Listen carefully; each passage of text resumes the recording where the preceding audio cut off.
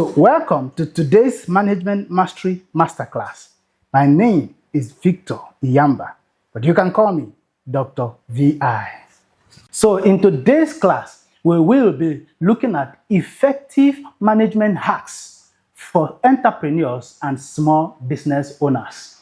How to effectively manage your small business, your enterprise, so that the business can run smoothly and achieve great results. So business management is the process of coordinating all the available resources in an organization in order for you to achieve growth, sustainability, and profitability in that enterprise. In short, effective business management is turning small resources into big results. For example, a restaurant owner who is very busy serving about 100 plates in a day and at the end runs at a loss is solely being busy, but it's not effective.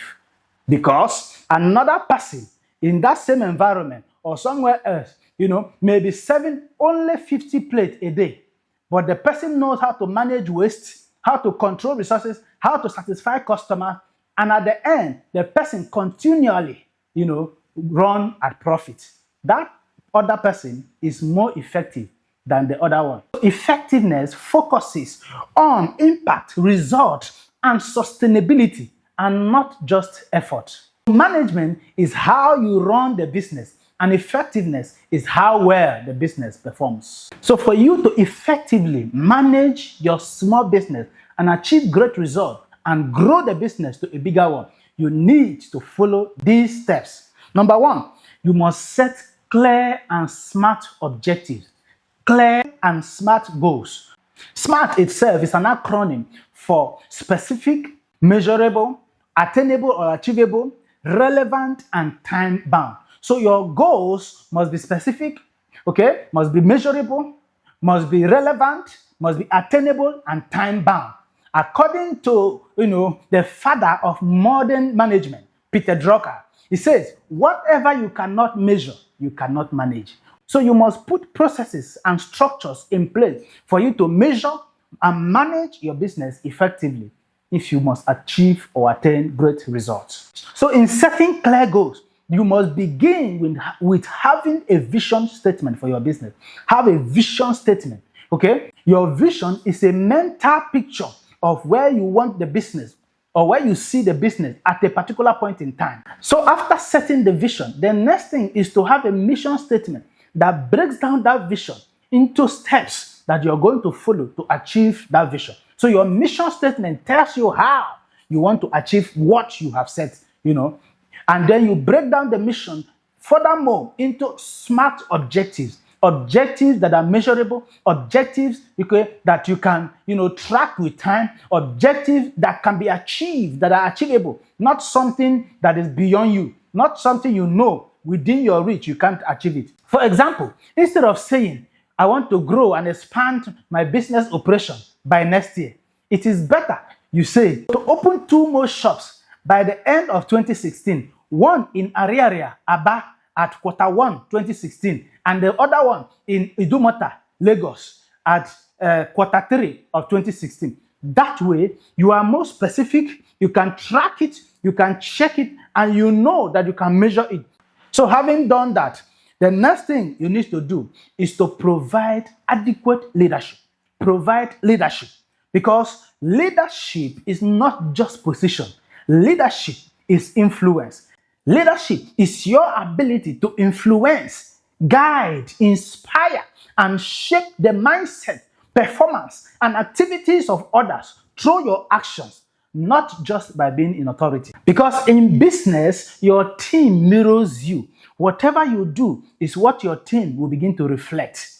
Now, because after setting the vision, after setting the goals and making them clear enough, you need to be able to lead, influence the members of your team or the members of your organization, your employees, to be able to achieve that set goals, to be able to carry that vision, to be able to flow in the line of your thought, not just, you walking in that direction. Everybody in the team needs to walk in that direction. If you do not know how to lead your people, if you do not know how to carry everybody along, if you do not know how to influence and shape the mindset and shape the attitude of people around you, you will not be able to achieve those set results. No matter how strong you are, you will not be able to do it alone. You need the entire team to be able to achieve that set vision, goals, and objective. That's leadership. Some of the ways you can lead your team is to influence them through examples. If influence them through examples, your behavior, your character, your attitude towards the work. If you come early, your employees will come early. If you stay at work, your employees will stay at work. If you commit to the process, your employees will commit to the process. It will create a culture. It will create a team spirit. It will create, an organizational, a culture and consciousness in the minds of your employee that they begin to consciously or unconsciously follow through. So another way you can lead your team towards achieving those set goals is to influence them through empathy. Empathy, okay? Leadership is emotional intelligence. You must know when to correct and when to encourage, okay? A restaurant owner who notices one of his staff being dull, being reserved, being, very, very, very moody, instead of you to find out and say, what's happening? You begin to shout, my friend, go and do what I sent you to do, blah, blah, blah, blah. And you know that this is a staff who have been performing very well, who have been very active and agile. It is your place as a leader to find out, call that person to your office and say, what's the problem? There could be some emotional trauma. There could be some challenges that person is going through that is weighing him or her down. And you need, as a leader, to offer that empathetic leadership to be able to move your team. Because when your team recognizes the fact that you care about their interests, they will also commit more to your business. Because people give their best to leaders who care, not just those who command. So another way you can lead your people is to influence them through communication. Remember, I said the first thing you needed to do was to set clear and smart objectives, clear and smart goals. After setting these goals, you must be able to effectively communicate it, pass it down to your team. If you do not speak to your workers, they may listen to another person. Because Adam refused to speak to Eve. Eve decided to listen to a serpent. Every aspect of influence you can think about comes about through communication. Faith cometh by hearing and hearing, okay? So when you speak to your staff, they understand what you mean, okay? They understand the vision, they understand the goals, they understand the objective, they understand the directive and what you want them to do, and they follow through, okay? But when you do not speak to them and assume that they know, whenever or whatever result you get, then you should not complain. Show them how their effort affect the overall picture. Show them how their activities, add up to the overall picture. When a shepherd fails to provide the necessary direction, the sheep can go anywhere they wish to go. So another way to influence your team is to do that through recognition. Recognize them, okay? You can give certain awards, you can acknowledge them, acknowledge performance, acknowledge behaviors, okay? Acknowledge those who are doing well. Don't just complain when they make mistakes, but you should be able to recognize when they put in effort, when they do the right thing. You should be able to appreciate them. If you know how to, shout at them, how to quarrel them, how to, talk down on them when they make mistakes, you should also be able to know how to encourage, how to appreciate, how to applaud them when they do the right thing. Okay? Balance the equation. So another way to provide effective leadership is to influence your team through discipline. Okay? Discipline is not being soft. It is being firm and fair. Okay?